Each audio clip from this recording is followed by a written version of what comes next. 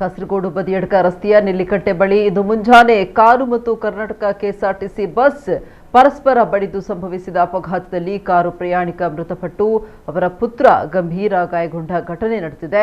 ನೆಲ್ಲಿಕಟ್ಟೆ ನಿವಾಸಿ 68 ವರ್ಷ ಪ್ರಾಯದ ಸಂಶುದ್ದೀನ್ ಪೈಕ ಮೃತಪಟ್ಟ ವ್ಯಕ್ತಿಯಾಗಿದ್ದಾರೆ. ಇವರ ಪುತ್ರ 22 ವರ್ಷ ಪ್ರಾಯದ ಸಲ್ಮಾನ್ ಹ್ಯಾರಿಸ್ ತೀವ್ರ ಸ್ವರೂಪದ ಗಾಯಗೊಂಡಿದ್ದು ಅವರನ್ನು ಕಾಸರಗೋಡಿನ ಖಾಸಗಿ ಆಸ್ಪತ್ರೆಗೆ ದಾಖಲಿಸಲಾಗಿದೆ.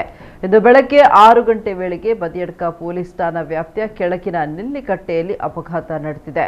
ಕಾಸರಗೋಡಿನಿಂದ ಪುತ್ತೂರಿಗೆ ಹೋಗ್ತಾ ಇದ್ದ ಸರ್ಕಾರಿ ಬಸ್ ಮತ್ತು ನೆಲ್ಲಿಕಟ್ಟೆಯಿಂದ ಕಾಸರಗೋಡು ರೈಲು ನಿಲ್ದಾಣಕ್ಕೆ ಸಾಗುತ್ತಿದ್ದ ಕಾರು ಪರಸ್ಪರ ಡಿಕ್ಕಿ ಹೊಡೆದು ಅಪಘಾತ ಸಂಭವಿಸಿದೆ.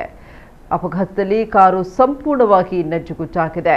ಅಪಘಾತದಲ್ಲಿ ತಂದೆ ಮತ್ತು ಮಗ ಇಬ್ಬರೂ ಕೂಡ ತೀವ್ರ ಗಾಯಗೊಂಡಿದ್ದು ಕೂಡಲೇ ಇಬ್ಬರನ್ನ ಆಸ್ಪತ್ರೆಗೆ ದಾಖಲಿಸಿದ್ರು. ತಂದೆ ಸಂಶುದ್ದೀನ್ ಅಷ್ಟರಲ್ಲೇ ಮೃತಪಟ್ಟಿದ್ರು. ಮೃತರು ಪತ್ನಿ ಮತ್ತು 4 ಮಕ್ಕಳನ್ನ ಅಗಲಿದ್ದಾರೆ.